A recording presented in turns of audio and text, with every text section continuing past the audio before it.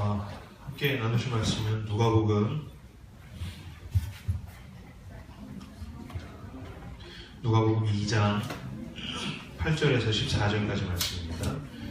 누가복음 2장 8절에서 14절까지 말씀.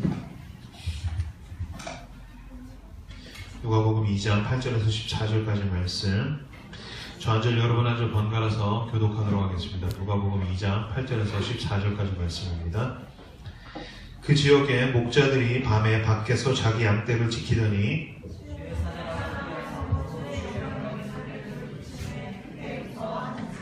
천사가 이르되 무서워하지 말라. 보라, 내가 온 백성에게 미칠 큰 기쁨의 좋은 소식을 너희에게 전하노라.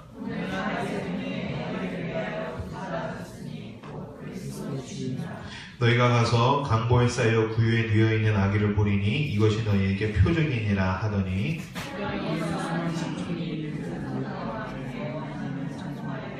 같이 읽읍시다. 시작. 지극히 높은 곳에서는 하나님께 영광이요 땅에서는 하나님이 기뻐하신 사람들 중에 평화로다 하니라. 아멘.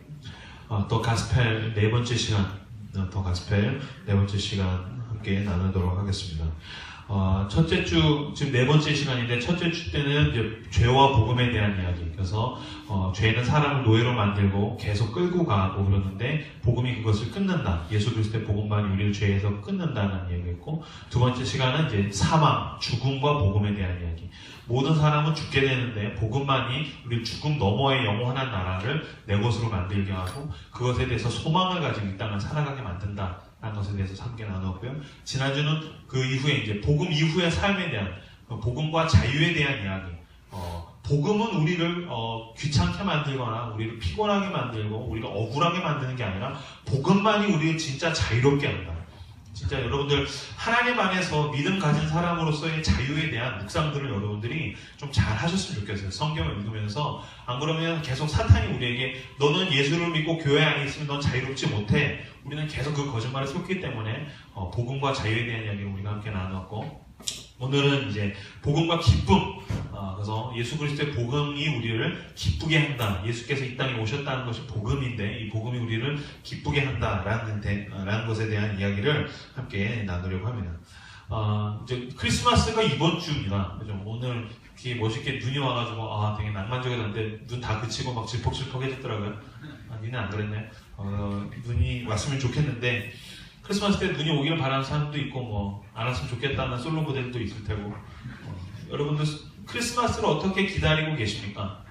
네, 크리스마스가 나는 캐롤도 좋고 캐롤도 잘 들으시고 쇼핑, 크리스마스에 대한 쇼핑들 여러분들 이제 부지런히 블랙 프라이데이 이런 거 하고 계실 수도 있고 선물을 준비하실 수도 있고 화끈한 이벤트를 준비하실 수도 있는데 그래도 적어도 예수를 믿는 사람이라면 너가 예수를 만난 사람이라면 크리스마스가 나에게 어떤 의미인가? 예수님이 나에게 오심에 대한 의미들을 여러분들은 한 번 더 생각할 수 있으시기를 진심으로 축원합니다. 예수님이 없는 크리스마스는 예수님 생일잔치에 모여서 지네끼리 선물 주고받는 괴기한 생일 파티인 거죠. 그래서 크리스마스에 대한 의미들을 다시 한번 잘 새겼으면 좋겠어요. 이단들이 이제 요새 굉장히 판을 치고 있는데 크리스찬 청년들한테 접근하는 방식 중에 이게 있습니다. 대표적인 것 중에 하나가 뭐냐면 야, 크리스마스가 사실 예수님 생일이 아닌 거 알고 있어? 그래서 이제 이게 신천지랑 하나님의 교회 애들이 제일 많이 이야기합니다. 야, 사실 크리스마스 이 로마의 태양신 숭배일인 거 너네 알아? 라는 얘기를 합니다. 그거 깜짝 놀라죠. 뭐? 사실 그날은 하나님을 기념하는 날이 아니야. 그날은 특히 이제 하나님의 교회 애들은 그날은 로마의 태양신인 미트라의 생일이야 라고 이야기하는데 사실 미트라는 조로아스터 교회의 신이고요. 로마의 태양신은 아폴로입니다. 아폴로. 그리스 로마 신화에서는 이제 아폴론이, 그리스 신화에서는 아폴론이 태양신인데 로마에서는 아폴로 같은 놈입니다. 아폴로의 그 태양신 숭배일인 걸 알아? 그럼 다들 충격받아서 저도 이 얘기 많이 들었어요. 간사님 그게 사실입니까? 12월 25일이 예수님 생일이 아니라 이 아폴로의 생일이라는데 사실입니까? 아폴로 그 빨대같이 쪽쪽 빨아먹은 건 줄 알았는데 아폴로 생일이라는데 사실이에요? 그래서 막 충격받았는데 사실입니다. 사실이에요. 사실입니다. 예수님 생일은 몇 월 며칠인지 분명하게 알지 못합니다. 왜냐면 태어난 장소도 마구간인데 예수님 생일을 어떻게 알겠어요? 학자들이 추정하건대 5월이 아닐까라고 이야기합니다. 그래서 12월 25일은 로마에서 가장 즐거운 날, 기쁜 날, 행복한 날은 이제 그 로마의 신 중에 최고인 아폴로의 생일 기념일. 그날이 12월 25일이 맞습니다. 그럼 이제 충격받는 거예요. 그러면 우리는 이 아폴로의 생일에 예수님이랍시고 우리는 속았군요. 젠장, 산타와 백곰으로도 우리 충분하지 않았어. 게다가 아폴로까지 꼈었어. 그래서 막 충격을 받아요. 여러분 그거 아십니까? 우리가 일요일이라고 하고 있는 썬데이, 일요일이 영어 썬데이죠. 썬데이는 아폴로의 날입니다. 아십니까? 그럼 우리는 아폴로의 날에 예배를 드리고 있는 거군요. 그래서 이제 더 큰 충격을 받을 수 있습니다. 게다가 이제 하나님의 교회 애들은, 신천지 애들은, 그러니까 주일날 예배 드리면 안 돼. 안식일, 유대인들이 구약에서 드리는 안식일은 토요일이야. 이럴 수가! 난 속았어! 그러면서 이제 하나님의 교회로 가가지고 분당에 계시는 장길자 아줌마가 하나님 엄마라면서 이제 섬기고 있는 거죠. 제가 말씀드리죠. 우리는 왜 일요일에 예배를 드리죠? 성경의 사복음서를 여러분들 잘 찾아보시면 예수님이 언제 부활했죠? 안식 후 첫날에 부활했다고 나와 있습니다. 안식 후 첫날. 안식일은 토요일인데 안식 후 첫날이니까 일요일날 예수님이 부활하신 것입니다. 그래서 예수 그리스도의 제자들이 모여서 함께 예배하기 시작했습니다. 경배하기 시작했고 찬양하기 시작했고 그들이 함께 숭배하기 시작했는데 그 날이 예수 그리스도께서 부활하신 날. 그들은 예수님이 부활하신 것을 기념하면서 여러분 이제 이 땅에 있는 죽음이 전부가 아닙니다. 여러분 죄와 사망의 권세에서 우리는 이제 눌리지 않습니다. 그래서 예수님이 부활하신 날 사람들이 그리스도의 제자들이 사도들이 크리스찬들이 함께 예배하자고 모이기 시작했습니다. 그 날이 일요일이었습니다. 근데 로마에는 일요일이 아폴로의 생일이었어요. 근데 기독교 신자들이 막 늘어나기 시작했어요. 그리스도의 제자들이 늘어나기 시작했어요. 그래서 로마를 누가 삼키죠? 기독교가 삼키죠. 그래서 썬데이가 뭐로 변하면은 예수 그리스도의 날, 로즈데이, 주일이 된 것입니다. 뭔지 아시겠어요? 그래서 우리는 일요일이라고 이야기하지 않죠. 아폴로의 날이 아니죠. 우리는 주일. 그날은 예수 그리스도께서 부활하신 날이야. 그래서 우리는 주일에 예배하는 것입니다. 마찬가지죠. 주일에 예배하는 자들이 막 늘어나가지고 기하급수적으로 감당할 수 없을 만큼 로마 전체를 삼키게 됐어요. 로마에서 가장 기쁜 날은 12월 25일 아폴로의 기념일인데 더 이상 아폴로의 기념일이 기쁘지 않은 거예요. 그들에게서 가장 기쁜 것은 언제였습니까? 예수 그리스도께서 오신 날이 가장 기쁜 거예요. 그래서 야 아폴로 치워. 더 이상 아폴로 빨대나 쭉쭉 빨아놓고 필요 없어. 우리에게서 가장 기쁜 건 예수 그리스도께서 이 땅에 오신 날이야. 그래서 그들이 그 기념일을 바꾼 것입니다. 그래서 그들에게서 가장 기쁜 날은 예수 그리스도께서 오신 날. 아폴로는 이제 슈퍼로 들어가고 그렇게 바뀌게 되었다는 것이죠. 여러분 12월 25일에 아폴로와 태양신 숭배예요. 전혀 걱정하지 마십시오. 믿음은 무엇입니까? 세상에서 기뻐하던 자리에 내 주 예수 그리스도께서 앉는 것입니다.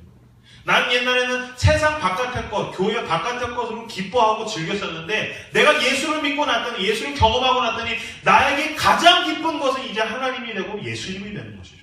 그래서 여러분 마음 놓고 12월 25일 금방으로 해서 캐롤 부르면서 기뻐하셔도 되고 명동 돌아다니셔도 됩니다. 다만 우리는 그것이 전부가 아니라는 것. 내가 기뻐하는 까닭은 예수님이 이 땅에 오셨다. 예수님 때문에 기뻐하시는 이 크리스마스 시즌 되시기를 진심으로 축원합니다. 오늘 본문은 이제 크리스마스 때 설교할 때 이제 단골로 등장하는 부분입니다. 이게 막 기뻐해라라는 부분이 있는 건데 10절과 11절 말씀 천사가 뭐라고 이야기하는지 같이 한번 읽어봅시다. 10절과 11절입니다. 읽겠습니다. 시작. 천사에게 무서워하지 말라. 오라 내가 온 백성에게 미칠 큰 기쁨의 좋은 소식을 너희에게 전하노라. 오늘 다윗의 동네에 너희를 위하여 우리 주가 나셨으니 곧 그리스도 주시니라. 아멘. 천사가 말합니다. 무서워하지 마라. 맞죠? 기독교에서의 복음은 무서워하는 것이 아닙니다. 믿음은 내가 무언가를 무서워하는 것이 아닙니다. 우리는 누군가가 예언했다고 전쟁 날까봐 무서워하는 사람들도 아니고 하나님께서 엄중한 심판 앞에서 늘 두려워서 벌벌 떠는 사람들이 아닙니다. 오히려 복음은 무서워하지 마라 라면서 우리에게 뭐라고 이야기합니까? 보라 내가 온 백성에게 미칠 큰 기쁨의 좋은 소식을 너희에게 전한다. 아멘. 복음이 무엇인지 천사가 한마디로 요약합니다. 너희에게 미칠 온 백성에게 미칠 만인 모든 사람에게 미칠 큰 기쁨의 좋은 소식을 내가 너희에게 전하노라. 예수 그리스도께서 이 땅에 오신 것, 우리가 믿는 그 복음은 무엇입니까? 모든 백성에게 미칠 큰 기쁨의 좋은 소식이 복음입니다. 이것이 예수님께서 이 땅에 오신 복음에 대한 정체입니다. 요약입니다. 맞습니다. 복음을 영어로 The Gospel이라고도 하지만 복음을 Good News라고 얘기합니다. 무슨 뜻입니까? 좋은 소식이라는 거죠. 좋은 소식. 왜 좋은 소식입니까? 로마서 1장 16절. 이 복음은 모든 믿는 자들에게 구원을 주신 하나님의 능력이 됩니다. 왜 복음이 좋은 소식입니까? 모든 믿는 자들에게 구원을 주신 하나님의 능력이 됩니다. 믿기만 하면 그 사람이 어떤 상황 가운데 있든지, 그 사람이 어떤 처지에 있든지, 그 사람이 어떤 생애를 살아왔든지 간에 예수 그리스도를 믿는 순간 예수께서 그 사람을 건져내시기 때문에, 예수님께서 그 사람 인생 가운데 동행하시기 때문에, 예수님께서 더 이상 그 사람이 죄와 사망의 권세에 눌려있는 것이 아니라 그 사람을 건져내시기 때문에, 하나님의 자녀가 되기 때문에, 종이 아니라 노예가 아니라 하나님의 아들이고 딸이 되기 때문에, 하나님의 가진 모든 것이 내 것이 되기 때문에 복음이야말로 우리에게 좋은 소식, 모든 백성에게 미칠 큰 기쁨의 좋은 소식이라는 것입니다. 여러분 명심하셔야 됩니다. 예수님은 이 땅에 기쁨의 전달자로 오셨습니다. 그렇기 때문에 오늘의 주제인데, 복음을 가진 자들은 기쁜 사람들입니다. 그러니까 여러분들 크리스마스 때 예배 드릴 때 이렇게 막 심각한 표정으로 예배를 드리면 안 된다는 거죠. 이렇게 좀 웃고 이렇게 희열에 가득 찬 표정으로, 좀 정신이 반쯤 나간 사람들처럼 우리들은 지내도 괜찮다는 것입니다. 세상에 여러 가지 기쁜 소식들이 있습니다. 근데 여러분, 세상에 있는 기쁜 소식은 누군가에게는 기쁜 소식인데 누군가에게는 그렇지 않습니다. 그죠? 누군가가 취직이 됐어요. 와, 취직이 된 사람에게 기쁜 소식인데 옆에 있는 취준생에게는 기쁜 소식만은 아니죠. 누군가가 연애를 했어요. 연애를 하는 놈에게 기쁜 소식인데 여전히 솔로 부대에게는 뭔가 가서 진격해야 될 것 같은 기쁘지 않은 소식인 거죠. 마찬가지죠. 비가 오면 농부에게 기쁜 소식이면 부채장수에게 그것이 기쁜 소식이 아닙니다. 세상에 있는 모든 것은 누군가에게 기쁜 소식이지만 누군가에게는 기쁘지 않은 소식입니다. 그러나 복음만이 모든 자에게 기쁜 소식입니다. 예를 들겠습니다. 만약 어떤 사람이 절대적인 빈곤에 찢어지게 가난해서 살아요. 여러분, 우리들은 그래도 옷이라도 입고 먹고는 살지만 절대 빈곤 가운데 있는 동남아에 있는 사람들이라든지, 지금 필리핀에서 쓰나미를 맞아서 힘들어하는 사람들이라든지, 아니면 아프리카에 있는 자들, 먹을 걸 못 먹고 찢어지게 가난하고 고통 가운데서 평생을 살아가는 사람이 있다고 보십시오. 그들에게 무엇이 과연 좋은 소식이겠습니까? 여러분, 노력하면 여러분들 돈을 벌고 원하는 옷을 살 수 있고 원하는 것을 먹을 수 있습니다라는 것이 아프리카에 있는 자들에게 좋은 소식이겠습니까? 만약에 이 땅에서 연탄이 없어서 추위 가운데 겨울을 견뎌야 하는 사람들에게 과연 캐롤이 좋은 소식이겠습니까? 산타가 온다는 것이 좋은 소식이겠습니까? 절대로 그렇지 않죠. 그러나 복음은 우리에게 이야기합니다. 이 땅에 있는 가난이 전부가 아니라는 것입니다. 너가 예수 그리스도를 믿는다면 너가 이 땅에서 아무리 억울하고 눌린 삶을 살았을지라도 예수 그리스도는 너를 껴안아 주시고 영원한 하늘나라에서 이 땅에서 눌린 것을 모두 보상하고도 남을 것 같은 가장 행복한 낙원이 저 너머에 있습니다. 여러분, 예수를 믿으십시오. 이것은 가난한 자들에게 복음이 아닐 수 없습니다. 우리들은 그래도 멀쩡한 몸을 가지고 있지만 만약에 지금 이 시간 병원 중환자실에서 시름시름 알아가면서 죽어가는 자들에게 어떤 것이 기쁜 소식일 수 있습니까? 크리스마스 때 맛있는 걸 먹을 수 있어요. 토다에 갈 수 있어요. 드마니스에 갈 수 있어요. 그것이 과연 중환자실에서 죽어가는 자들에게 복음일 수 있습니까? 아니요. 여러분, 당신도 연애할 수 있어요. 그것이 죽어가는 사람에게 복음일 수 있습니까? 아니요. 그런데 중환자실에 있는 사람에게 복음은 이야기합니다. 예수 그리스도께서 너의 영혼을 거두어 주시고 죽음이 전부가 아니라 어쩌면 예수는 너를 낳게도 할 수 있으시며 죽는 다음에는 영원한 안식 가운데 갈 수 있다. 그리고 거기에는 병과 고통이 없다. 거기에는 영원한 기쁨만이 가득하다. 예, 복음이 그 사람에게야말로 가장 기쁜 소식입니다. 바꿔서 이야기할 수 있습니다. 어떤 사람이 있습니다. 그 사람은 모든 사람이 부러워할 만한 것을 다 가졌어요. 부자 중에 부자. 근데 그 부자가 남들 앞에서는 자기가 가져와가지고 떵떵 째는데 떵떵거리고 막 사람들이 부러워하면서 그래, 나 괜찮아. 근데 사실 자기가 가진 것이 나를 채울 수 없다는 걸 그 부자는 알고 있어요. 여러분, 모든 사람이 부러워하는 것을 가진 그 사람은 다른 사람들 앞에서 거짓말하지만 사실 혼자 있을 땐 내가 가진 것이 내 영혼의 해답이 되지 않는다는 걸 그 사람은 너무 잘 알아요. 그런데 복음만이 이야기합니다. 네가 가진 게 널 채울 수 없지. 예수 그리스도를 믿어라. 예수께서 너의 영혼을 건져주실 것이다.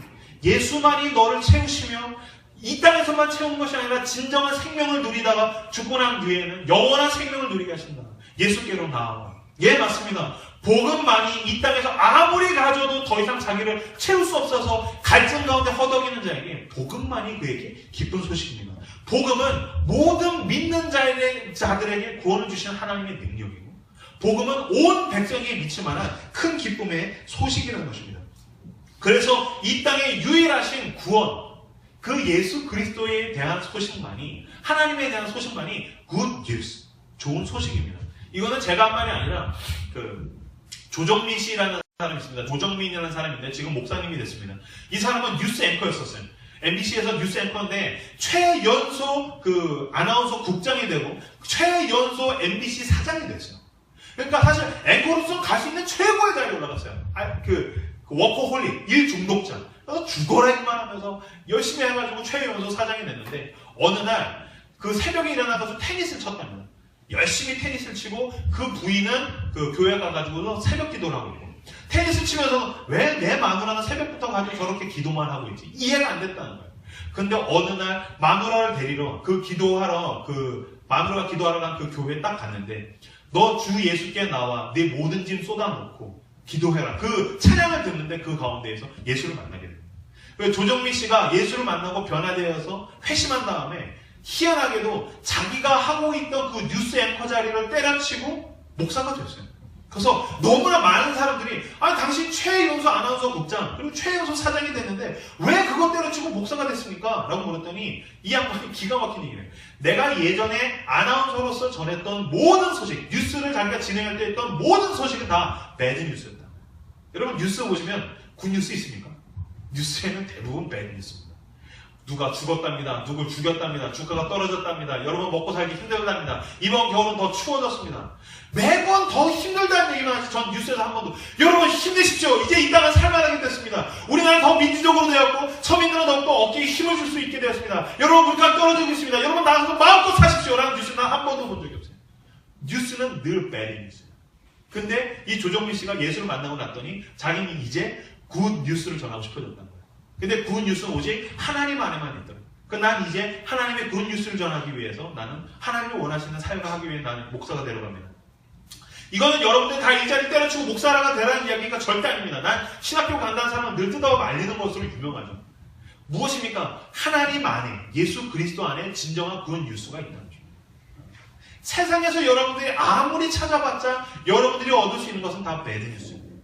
그러나 여러분 예수 그리스도께로 나아오십시오.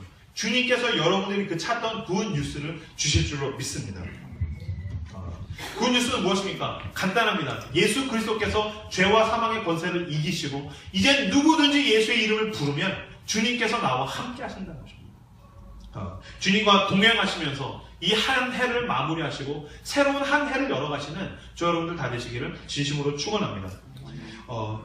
이 대한민국 사람들은 믿음이 좋은 것은 근엄한 것으로 우리들은 오해하면서 너무 신앙생활을 많이 해왔습니다. 믿음이 좋은 거는 근엄한 것, 점잖은 것. 이건 사실 기독교적이지 않습니다. 점잖고 근엄한 것이 옳은 것이다, 좋은 것이다 라는 컨텐츠는 유교에서 온 것입니다. 그래서 이제 유교적인 영향이 있다 보니까 우리나라 이제 장로님들, 저는 웃는 장로님은 거의 본 적이 없어요. 늘 장로님들은 근엄하게 하고 걸음걸이도 이렇게 얌전하게. 저 어렸을 때 뛰어다니면 늘 잔소리하던 분들은 늘 장로님들. 너 목사 아들이 너 그렇게 되면 되냐? 가만히 있어. 가만히 있어. 가만히 교회에서 제일 많이 들었단 말은 가만히 있어. 가만히 있어. 조용히 있어. 얌전히 있어. 애들은 가만히 있지 않죠. 제 딸만 봐도 가만히 있지 않습니다. 근데 가만히 있어. 우리들은 그런 것이 믿음이 좋은 것, 거룩한 것이라고 우리들은 유교의 영향을 받았기 때문입니다. 여러분, 절대로 거룩한 것은 점잖은, 온화한, 근엄한, 얌전한, 가만히 있는, 입 다물고 이렇게 옅은 미소를 띠면서 전 사실 믿음이 좋아요라는 표정, 그런 것은 하나님이 원하시는 것이 아닙니다. 갈라디아서 5장에 보면 성령의 열매가 나옵니다. 9가지 열매가 나옵니다. 첫 번째 열매는 모두가 알고 있는 기독교에서 가장 중요하게 여기는 컨텐츠 무엇입니까? 하나님은 사랑이십니다. 사랑입니다. 예, 맞습니다. 성령의 열매의 첫 번째는 사랑입니다. 두 번째 열매가 뭔지 아십니까? 여러분 갈라디아서 5장을 찾아보시면 성령의 열매는 이러하니라 사랑, 점잖음, 온화함, 얌전함, 가만히 있어, 입 다물어, 어른들이 지켜보잖아 가 아닙니다. 사랑 다음은 무엇인지 아십니까? 희락.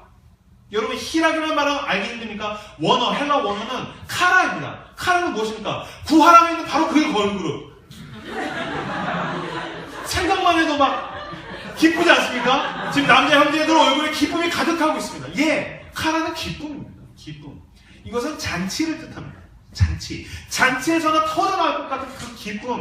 여러분, 거룩이 무엇입니까? 하나님께서 성령의 열매를 우리에게서 맺어주시는 것이 무엇입니까? 예수를 믿으면 우리에게서 어떤 일들이 일어납니까? 첫 번째, 사랑이 생깁니다. 그 다음은요, 점잖고 온화하고 얌전한 것이 아닙니다. 예수를 믿으면 내 안에서 감당할 수 없는 기쁨이 우리에게서 터져나옵니다.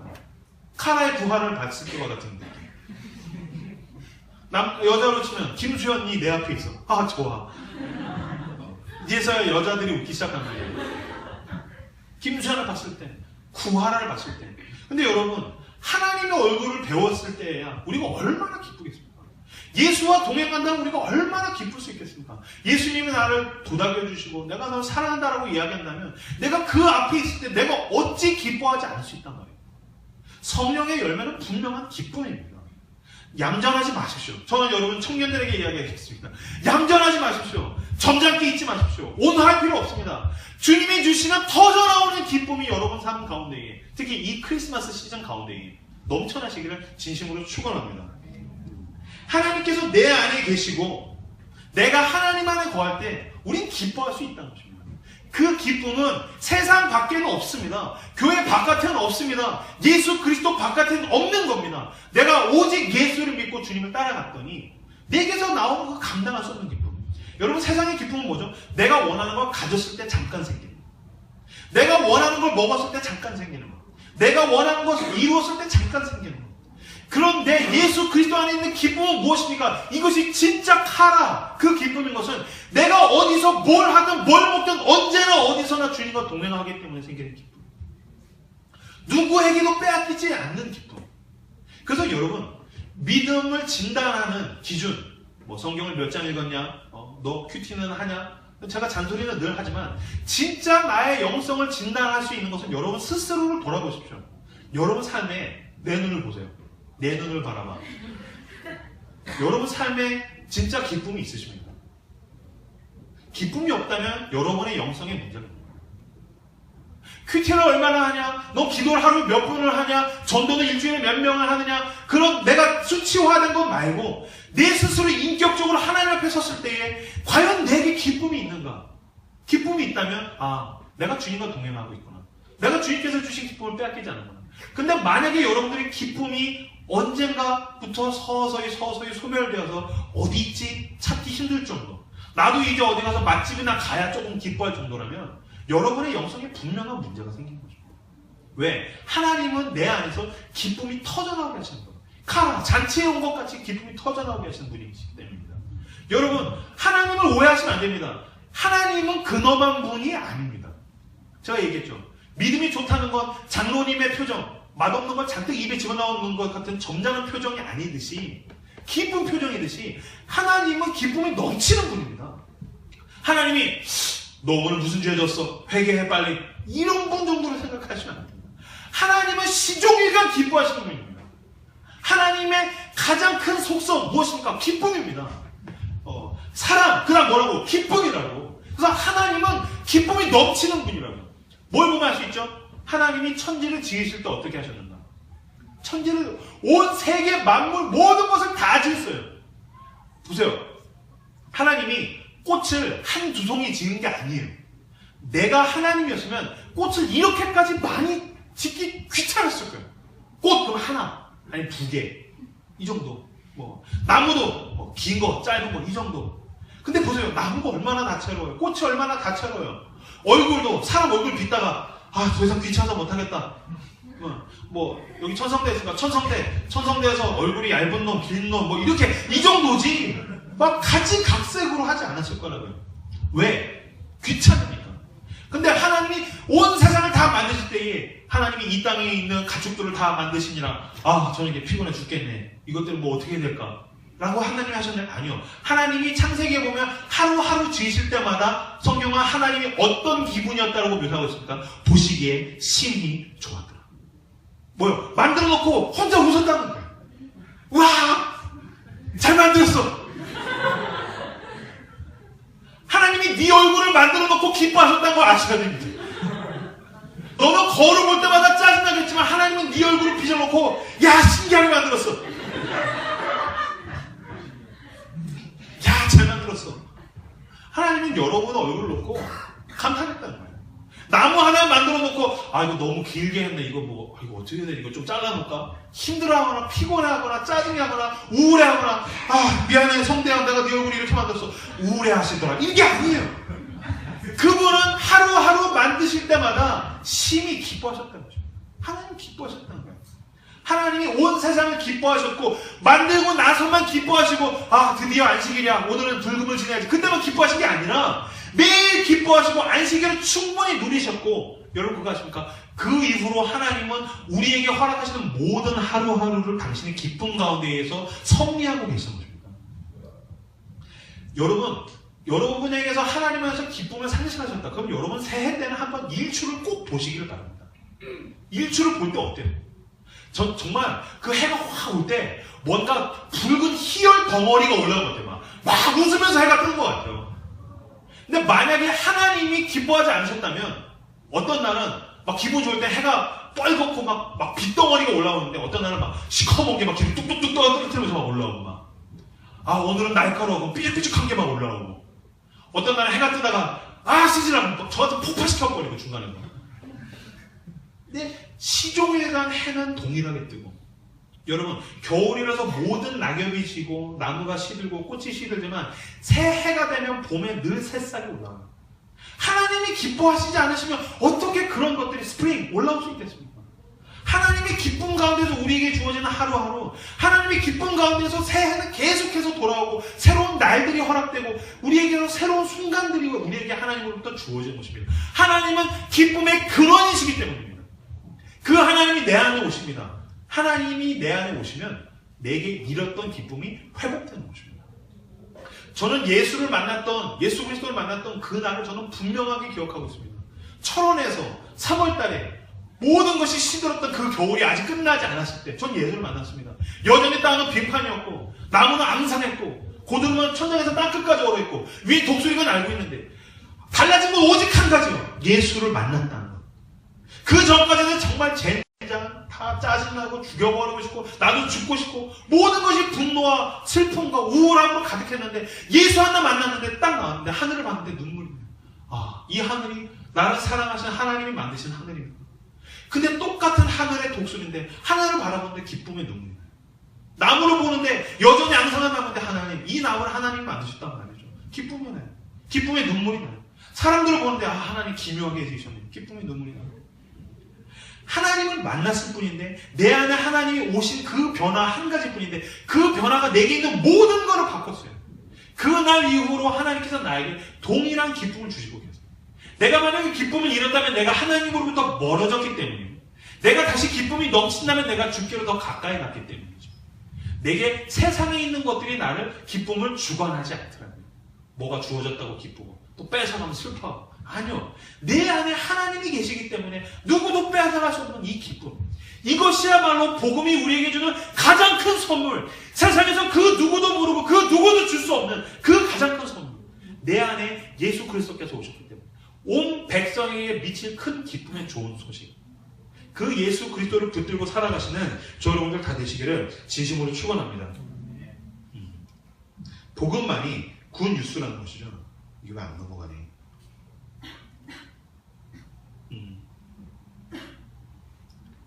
어떤 사람들은 질문할 것입니다. 저는 힘든 삶을 살고 있습니다. 저는 하루하루를 고통 가운데 보내고 있습니다. 내 문제가 여전히 해결되지 않았습니다. 간사님도 내 상황 되면 기쁘지 않을 겁니다. 라고 질문할 수 있는 여러분들이 있습니다. 제가 말씀드리겠습니다. 우리는 내 문제가 해결되었다고 기뻐하는 것이 아닙니다. 내 안에 하나님이 오시고 내가 하나님을 보기 때문에 기뻐하는 것입니다. 이것에 대한 좋은 예가 있습니다. 제가 초등학교 3학년 때 제가 5학년 때부터 등치가 커졌어요.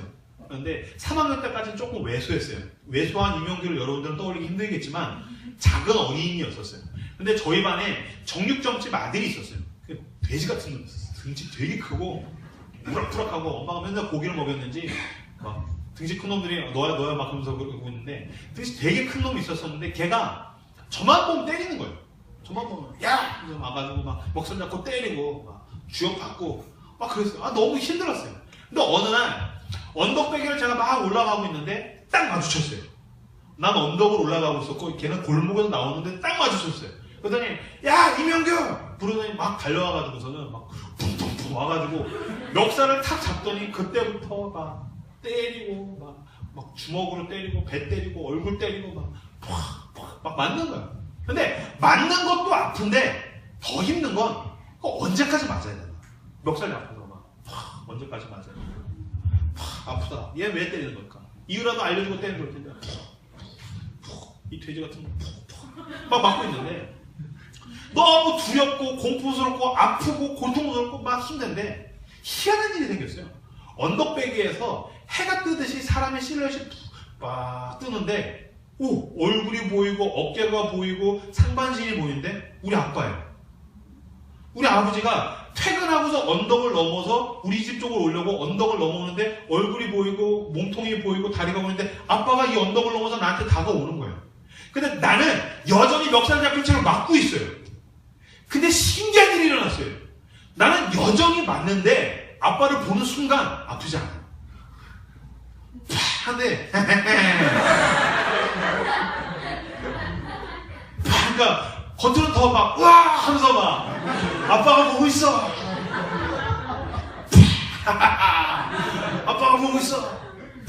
너 죽었다 이제. 우리 아빠가 다가오고 있다. 너 임마 못 느껴지냐? 뒤에서 우리 아빠가 뚜벅뚜벅 걸어오고 있어. 아빠 안 아파요. 똑같이 맞는데 안 아파요. 왜요? 내가 아빠를 보았기 때문이죠. 아빠의 얼굴을 보는 순간 아프지 않아요. 아빠의 얼굴을 보는 순간 멱살에 잡혀있는 게 언제 끝날지 몰라도 고통스럽지 않아요. 아빠가 다가오고 있는 게 보이니까. 여러분 성경에 사도행전에 보면 스데반 집사님이 순교합니다. 순교하는데 어떻게 죽었냐면 돌을 맞아서 죽었어요.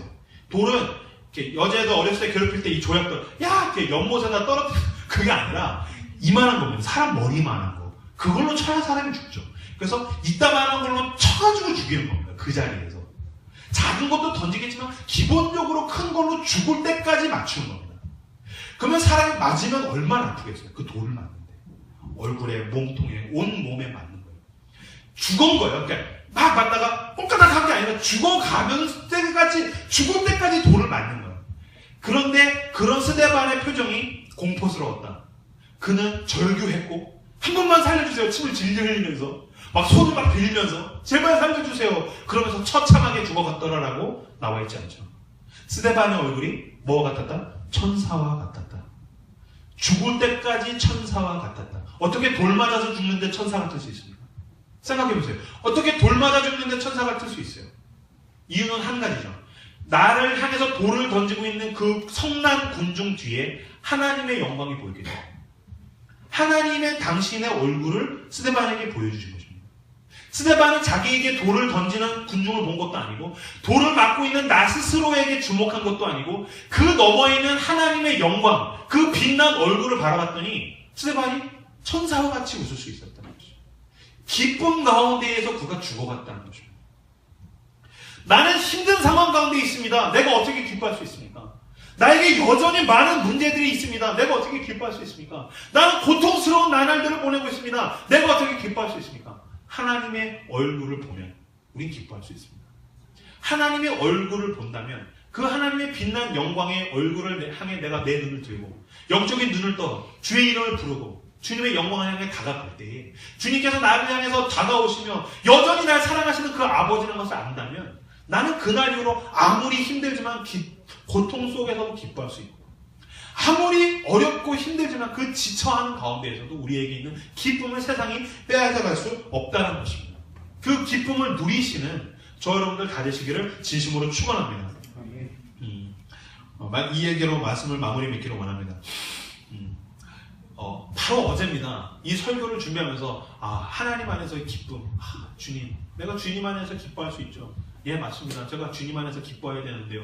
왜 이렇게 상황이 이렇게 힘든 겁니까? 이 새해를 내가 어떻게 맞이해야 될까요? 하나님, 이 답이 보이지 않는데 좀 열어주십시오. 토요일 아침에 혼자 일어나가지고서 이렇게 기도를 하고 있는데 은유리가 이렇게 기어왔어요. 빵빵빵빵 하면서 막 기어와요. 그래서 이제 은유리를 이렇게 안았어요.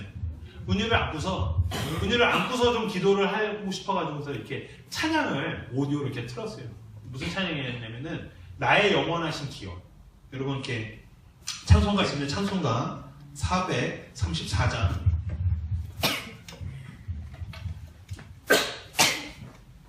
435장이네요. 나의 영원하신 기업. 가사를 제가 읽어드리겠습니다. 반주해 주셔도 돼요. 나의 영원하신 기업. 나의 영원하신 기업 생명보다 귀하다. 나의 갈 길 다가도록 나와 동행하소서. 주께로 가까이 주께로 가오니 나의 갈 길 다가도록 나와 동행하소서. 세상 북이 안일함과 모든 명예 버리고 험한 길을 가는 동안 나와 동행하소서. 주께로 가까이 주께로 가오니 나의 갈 길 다가도록 나와 동행하소서.